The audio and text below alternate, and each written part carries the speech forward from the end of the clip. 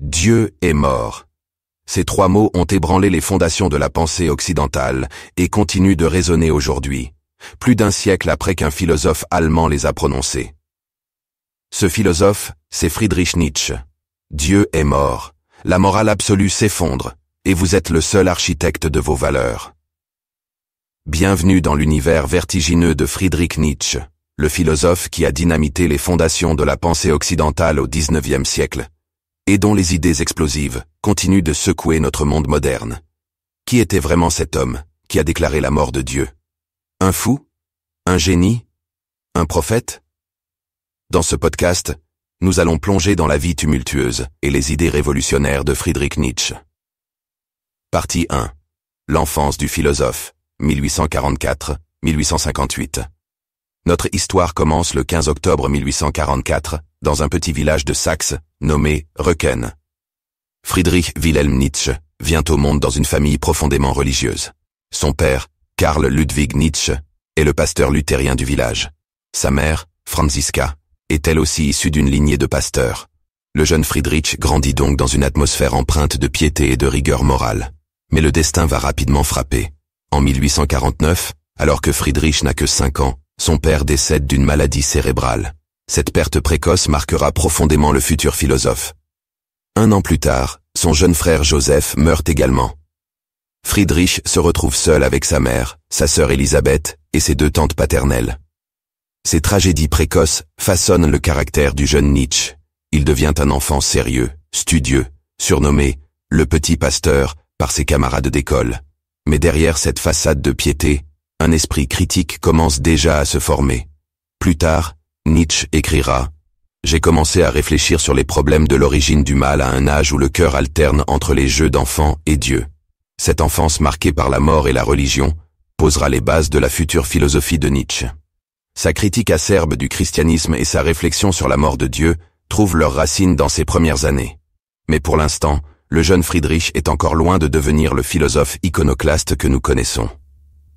Partie 2. Les années de formation. 1858-1869.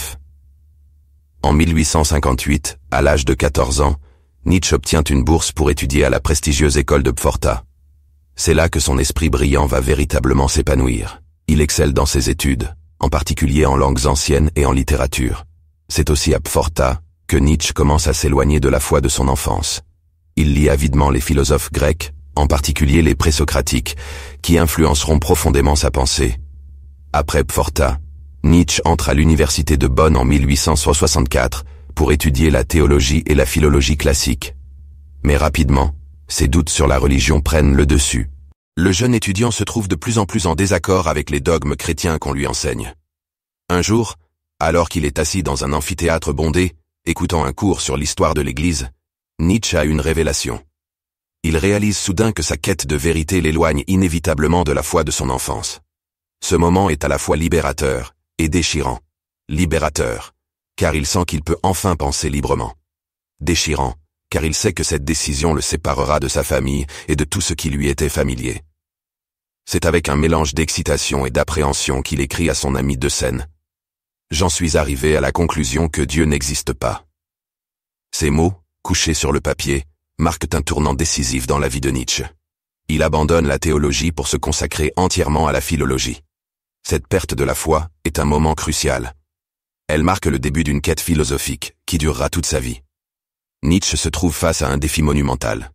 Comment trouver un sens à l'existence dans un monde sans Dieu? Cette question le hantera et le poussera à développer des concepts révolutionnaires comme le surhomme et l'éternel retour. Pendant ce temps, sa réputation d'étudiant brillant ne cesse de croître. Ses professeurs sont impressionnés par sa maîtrise des langues anciennes et sa capacité à analyser les textes classiques. L'un d'eux, le célèbre philologue Friedrich Wilhelm Ritschl, prend Nietzsche sous son aile. Il voit en ce jeune homme au regard perçant l'avenir de la discipline. En 1869, alors qu'il n'a que 24 ans, un événement extraordinaire se produit. Sur la recommandation de Ritschl, Nietzsche est nommé professeur de philologie classique à l'université de Bâle. C'est un accomplissement sans précédent pour quelqu'un de si jeune. Imaginez un instant la scène. Un jeune homme de 24 ans, aux cheveux déjà clairsemés mais au regard brillant d'intelligence, se tenant devant un amphithéâtre rempli d'étudiants souvent plus âgés que lui. Nietzsche, malgré sa jeunesse, impose le respect par son savoir et son éloquence. Ses cours sont rapidement réputés pour leur profondeur et leur originalité. Pourtant, malgré ce succès précoce, Nietzsche est loin d'être satisfait. Au fond de lui, il sent que sa véritable vocation est ailleurs. La philologie, aussi fascinante soit-elle, ne suffit pas à étancher sa soif de compréhension du monde. Il aspire à quelque chose de plus grand, de plus fondamental. La philosophie l'appelle, avec ses questions vertigineuses sur l'existence, la morale, le sens de la vie. Partie 3. La naissance du philosophe, 1869-1879. Les années à Bâle marquent une période de transition cruciale pour Nietzsche. Officiellement, il est professeur de philologie, mais son esprit bouillonnant le pousse de plus en plus vers des territoires philosophiques inexplorés. C'est durant cette période qu'il fait deux rencontres qui vont profondément influencer sa pensée. Le compositeur Richard Wagner et le philosophe Arthur Schopenhauer. Wagner, le titan de la musique allemande, fascine Nietzsche. Le jeune professeur voit dans les opéras grandioses de Wagner l'espoir d'une renaissance culturelle allemande. Il devient un visiteur régulier de la maison des Wagner à Tribschen, au bord du lac de Lucerne. Imaginez Nietzsche, assis dans le salon des Wagner, écoutant avec une admiration mêlée de crainte le maître discourir sur l'art et la culture. Cette relation quasi filiale avec Wagner nourrit l'esprit de Nietzsche, lui offrant une vision de l'art comme force transformatrice de la société. Mais cette amitié porte en elle les germes de sa propre destruction. Au fil du temps, Nietzsche commence à percevoir les failles dans la personnalité et la pensée de Wagner. L'antisémitisme du compositeur, son nationalisme exacerbé, son ego démesuré, tout cela finira par repousser Nietzsche. Cette rupture sera douloureuse, mais nécessaire pour l'évolution de sa pensée. Quant à Schopenhauer, Nietzsche ne l'a jamais rencontré en personne. C'est à travers les pages de Le Monde comme volonté et comme représentation que le jeune philosophe découvre une vision du monde qui le bouleverse. Schopenhauer présente une réalité sombre, où la vie est essentiellement souffrance, où la volonté aveugle de vivre nous pousse dans un cycle sans fin de désir et de frustration. Cette vision pessimiste résonne profondément en Nietzsche. Elle semble offrir une explication à la souffrance qu'il a connue dans son enfance, à la perte de sa foi, à la dureté du monde. Mais Nietzsche est trop épris de vie pour se contenter de ce pessimisme. Il absorbera certaines idées de Schopenhauer, notamment sur la volonté comme force motrice de l'existence, mais il finira par rejeter son pessimisme fondamental. C'est en 1872 que Nietzsche publie son premier livre, La naissance de la tragédie. Cet ouvrage, qui mêle philologie et philosophie, est une tentative audacieuse de repenser la culture grecque antique. Nietzsche y oppose l'esprit apollinien, représentant la raison, l'ordre et la mesure, à l'esprit dionysiaque, incarnant l'instinct, le chaos et l'ivresse. Cette dualité entre l'apollinien et le dionysiaque deviendra un thème récurrent dans sa philosophie, une clé pour comprendre non seulement l'art, mais la vie elle-même. La publication de La naissance de la tragédie marque l'entrée officielle de Nietzsche dans l'arène philosophique. Mais cette entrée est loin d'être triomphale. Le livre est accueilli avec scepticisme par la communauté académique. On reproche à Nietzsche son manque de rigueur philologique, ses spéculations audacieuses, son style plus poétique que scientifique. Cette réception mitigée est un coup dur pour le jeune philosophe, mais elle ne fait que renforcer sa détermination à poursuivre sa propre voie. Pendant ce temps, la santé de Nietzsche commence à se détériorer. Il souffre de migraines intenses, de problèmes de vue, de troubles digestifs. Ces problèmes de santé, qui le tourmenteront toute sa vie, commencent à affecter sérieusement son travail à l'université. Il doit souvent annuler ses cours, se retirer dans l'obscurité de sa chambre pour échapper à ses maux de tête lancinants. Malgré ces difficultés, Nietzsche continue à écrire. Il publie une série d'essais intitulés « Considérations inactuelles », où il critique la culture allemande de son époque. Il y dénonce le nationalisme étroit, l'obsession pour l'histoire qui paralyse le présent, la médiocrité intellectuelle qui se cache derrière une façade de savoir. Mais en 1879, épuisé par la maladie et de plus en plus insatisfait de sa carrière académique, Nietzsche prend une décision radicale. Il démissionne de son poste à l'université de Bâle. C'est la fin de sa carrière académique, mais le début de sa période la plus productive en tant que philosophe. Libéré des contraintes de l'université, Nietzsche va pouvoir se consacrer entièrement à sa quête philosophique. Partie 4. Le philosophe errant, 1869-1889. Avec sa démission de l'université de Bâle, une nouvelle phase de la vie de Nietzsche commence. Libéré des obligations académiques mais toujours en proie à une santé fragile, il entame une décennie de voyages et d'écriture intense. Tel un philosophe errant de l'Antiquité, Nietzsche parcourt l'Europe à la recherche d'un climat propice à sa santé et à sa pensée. Les étés le trouvent dans les montagnes suisses, où l'air pur et les paysages grandioses nourrissent son inspiration. Les hivers, il les passe sur la Riviera italienne, à Nice ou à Gênes, cherchant la douceur du climat méditerranéen pour soulager ses maux. C'est une existence solitaire, marquée par la maladie et les difficultés financières, mais c'est aussi la période la plus féconde de sa vie intellectuelle. En 1882, Nietzsche publie « Le Gai Savoir », un livre qui marque un tournant dans sa pensée. C'est dans cet ouvrage qu'apparaît pour la première fois sa célèbre déclaration « Dieu est mort ». Cette phrase, qui résonnera à travers les siècles, mérite qu'on s'y attarde. Que veut dire Nietzsche exactement? Il ne s'agit pas d'une affirmation métaphysique sur l'existence ou non de Dieu. Nietzsche fait plutôt un constat culturel. Il observe que la croyance en Dieu, qui a été le fondement de la morale et du sens de la vie en Occident pendant des siècles, est en train de s'effondrer. Cet effondrement laisse un vide immense, vertigineux, que l'humanité doit maintenant affronter. Pour Nietzsche, la mort de Dieu n'est pas une raison de se réjouir, c'est un défi colossal, peut-être le plus grand défi auquel l'humanité ait jamais été confrontée. Comment donner un sens à la vie sans la garantie d'un ordre divin? Comment fonder une morale sans le commandement divin? Ces questions hantent Nietzsche et le poussent à développer sa philosophie. C'est pour répondre à ce défi que Nietzsche développe le concept du surhomme, Übermensch. Cette idée, qu'il présente dans son livre le plus célèbre, Ainsi parlait Zarathustra, publié en 1883, est souvent mal comprise. Le surhomme n'est pas un être supérieur au sens biologique ou racial. C'est plutôt un idéal humain, une possibilité que chacun porte en soi. Le surhomme, selon Nietzsche, est celui qui, face au vide laissé par la mort de Dieu, a le courage de créer ses propres valeurs. Il ne cherche pas le confort des anciennes croyances, il n'attend pas que le sens lui soit donné de l'extérieur. Au contraire, il embrasse la liberté vertigineuse qui s'offre à lui et devient le créateur de sa propre vie, l'artiste de son existence. Ainsi parlait Zarathustra, est sans doute l'œuvre la plus ambitieuse de Nietzsche. Écrit dans un style poétique et prophétique, le livre raconte l'histoire de Zarathustra, un sage qui descend de sa montagne pour partager sa sagesse avec l'humanité. À travers ce personnage, Nietzsche expose ses idées les plus audacieuses, dont celle de l'éternel retour.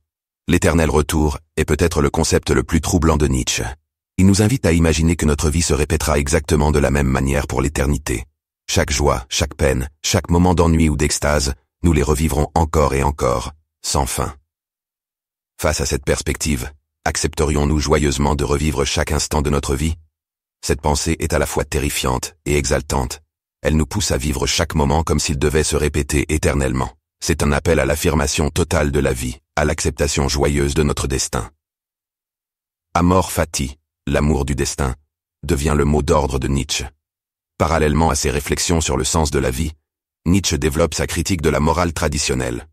Dans Par-delà le bien et le mal, 1886, et La généalogie de la morale, 1887, il remet en question les fondements mêmes de la morale judéo-chrétienne. Il y voit une morale d'esclave, née du ressentiment des faibles contre les forts. Nietzsche oppose cette morale des esclaves à ce qu'il appelle la morale des maîtres. La morale des maîtres est basée sur l'affirmation de soi, la force, la créativité.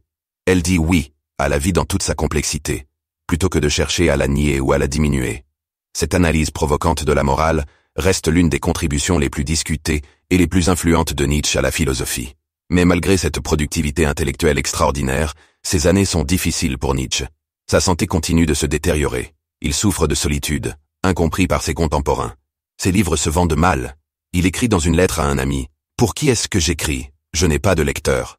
Peut-être en aurai-je dans 100 ans. » Cette prophétie s'avérera juste, mais Nietzsche n'en verra pas la réalisation. Même si Nietzsche a consacré sa vie à la philosophie, sa vie sentimentale et amoureuse, bien que peu conventionnelle, a joué un rôle important dans son développement personnel et intellectuel. Contrairement à l'image du philosophe solitaire et détaché, Nietzsche a connu des relations profondes et complexes qui ont influencé sa pensée. La relation la plus notable et la plus controversée de Nietzsche fut celle avec Lou Andreas Salomé, une jeune intellectuelle russe qu'il rencontra en 1882. Nietzsche tomba profondément amoureux de Lou, attiré par son intelligence vive et son esprit indépendant. Il alla jusqu'à lui proposer le mariage, proposition qu'elle déclina. Au lieu de cela, Lou, Nietzsche et un ami commun, Paul Rée, formèrent ce qu'ils appelaient une trinité intellectuelle, vivant et travaillant ensemble pendant un temps.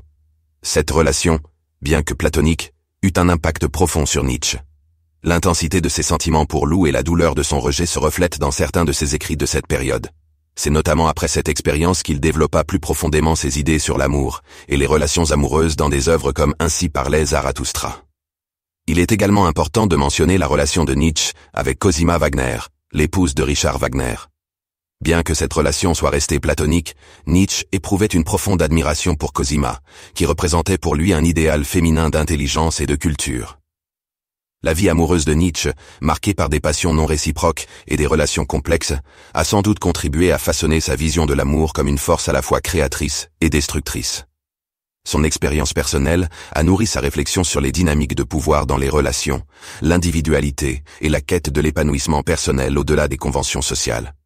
Malgré ces expériences, Nietzsche resta célibataire toute sa vie, choisissant de se consacrer entièrement à sa quête philosophique. Cependant, ses écrits témoignent d'une compréhension profonde et nuancée des complexités de l'amour et des relations humaines, influencées par ses propres expériences émotionnelles. Malgré ces difficultés, Nietzsche continue à écrire avec une intensité fébrile. Il sent que le temps lui est compté, que sa santé ne lui laissera peut-être pas le temps de dire tout ce qu'il a à dire. Dans cette course contre la montre, il produit certains de ses textes les plus incisifs et les plus provocateurs. En 1888, Nietzsche écrit à un rythme frénétique. Il produit en quelques mois Le crépuscule des idoles, L'Antéchrist, Ex et Homo et Nietzsche contre Wagner. Ces œuvres, qui ne seront publiées qu'après son effondrement mental, représentent le point culminant de sa pensée. Elles sont aussi les plus polémiques, attaquant avec virulence le christianisme, la morale traditionnelle et son ancienne idole, Wagner. Partie 5. L'effondrement et la gloire posthume, 1889-1900. Le 3 janvier 1889, alors qu'il se trouve à Turin, Nietzsche est témoin d'une scène qui le bouleverse profondément. Il voit un cocher frapper violemment son cheval. Nietzsche, dans un geste de compassion qui sera son dernier acte conscient, se jette au cou de l'animal en pleurant. Il s'effondre dans la rue, en proie à une crise mentale dont il ne se remettra jamais. Les causes exactes de son effondrement mental restent débattues. Certains l'attribuent à la syphilis, une maladie qu'il aurait peut-être contractée dans sa jeunesse. D'autres suggèrent une maladie génétique, peut-être la même qui a emporté son père. Quelle qu'en soit la cause, le résultat est le même, l'un des esprits les plus brillants de son époque sombre dans la démence. Nietzsche passe les 11 dernières années de sa vie dans un état de confusion mentale. Il est d'abord soigné par sa mère, puis par sa sœur Élisabeth. C'est une fin tragique pour un philosophe qui a passé sa vie à célébrer la lucidité et la pensée critique. Mais ironiquement, c'est durant ces années de silence que la renommée de Nietzsche commence à grandir. Elisabeth Förster-Nietzsche, la sœur du philosophe, prend le contrôle de ses écrits. Malheureusement, elle n'hésite pas à manipuler certains de ses textes inédits pour les aligner sur ses propres vues nationalistes et antisémites. Cette manipulation aura des conséquences désastreuses, contribuant plus tard à l'association erronée de Nietzsche avec le Troisième Reich. Nietzsche s'éteint le 25 août 1900, inconscient de l'influence grandissante de sa philosophie. Au cours du XXe siècle, ses idées vont inspirer des mouvements aussi divers que l'existentialisme, le postmodernisme et même certains courants de la psychologie moderne. Partie 6. L'héritage de Nietzsche. Plus d'un siècle après sa mort, Nietzsche reste l'un des philosophes les plus lus et les plus débattus. Son influence s'étend bien au-delà de la philosophie académique. On trouve des échos de sa pensée dans la littérature, la musique, le cinéma, et même la culture populaire. Ces concepts clés continuent de nous interpeller. La mort de Dieu nous pousse à réfléchir sur la façon dont nous donnons un sens à notre existence. Le surhomme nous invite à réaliser notre plein potentiel, à dépasser nos limites. L'éternel retour nous encourage à vivre notre vie de manière à pouvoir l'affirmer pleinement, même si nous devions la revivre éternellement. La volonté de puissance, souvent mal interprétée, n'est pas un appel à la domination des autres, mais plutôt une invitation à canaliser notre désir d'épanouissement et de croissance de manière positive. La transvaluation des valeurs nous pousse à remettre en question nos valeurs héritées et à en créer de nouvelles qui affirment la vie. Un concept particulièrement important et souvent mal compris de la philosophie de Nietzsche est celui du nihilisme. Pour Nietzsche, le nihilisme n'est pas simplement une doctrine philosophique, mais un phénomène historique inévitable, résultant de la mort de Dieu et de l'effondrement des valeurs traditionnelles. Nietzsche distingue deux formes de nihilisme, le nihilisme passif et le nihilisme actif. Le nihilisme passif qu'il considère comme dangereux est une réaction de désespoir face à la perte de sens. C'est le sentiment que tout est vain, qui peut mener à l'apathie ou au pessimisme. En revanche, le nihilisme actif que Nietzsche préconise est une force créatrice. C'est la capacité de faire face au vide laissé par l'effondrement des anciennes valeurs et d'y voir une opportunité de créer de nouvelles valeurs. Pour Nietzsche, traverser le nihilisme est une étape nécessaire pour atteindre une affirmation plus profonde de la vie. Ainsi, loin d'être un prophète du désespoir, Nietzsche nous invite à réaliser notre plein potentiel, à dépasser nos limites. Le surhomme nous invite à réaliser notre plein potentiel, même si nous devions la revivre éternellement. Partie 7. L'héritage de Nietzsche. Nietzsche voit dans le nihilisme un défi à relever, une invitation à la créativité et à l'affirmation de soi. C'est cette vision qui fait de lui non seulement un critique de la culture occidentale, mais aussi un penseur profondément affirmatif. Nietzsche nous invite à une réflexion profonde sur nous-mêmes et sur le monde qui nous entoure. Il nous encourage à remettre en question nos croyances les plus ancrées, à avoir le courage de penser par nous-mêmes. Comme il l'écrit dans Le Gai Savoir, il faut encore avoir du chaos en soi pour pouvoir enfanter une étoile qui danse. Mais l'héritage de Nietzsche est aussi controversé. Ses critiques du christianisme et de la morale traditionnelle ont été mal perçues par certains. Ses idées ont parfois été mal interprétées et utilisées à des fins qu'il aurait probablement désapprouvées. La manipulation de ses écrits par sa sœur a contribué à ternir injustement sa réputation. Que pouvons-nous apprendre de Nietzsche aujourd'hui? Peut-être que la leçon la plus importante est le courage de penser par nous-mêmes, de remettre en question nos certitudes et de créer nos propres valeurs. Dans un monde en constante évolution, où les anciennes certitudes s'effondrent, la philosophie de Nietzsche nous invite à embrasser le changement et à trouver notre propre voie. Merci de votre écoute, et n'hésitez pas à vous abonner à notre chaîne. Votre soutien nous permet de continuer dans cette voie.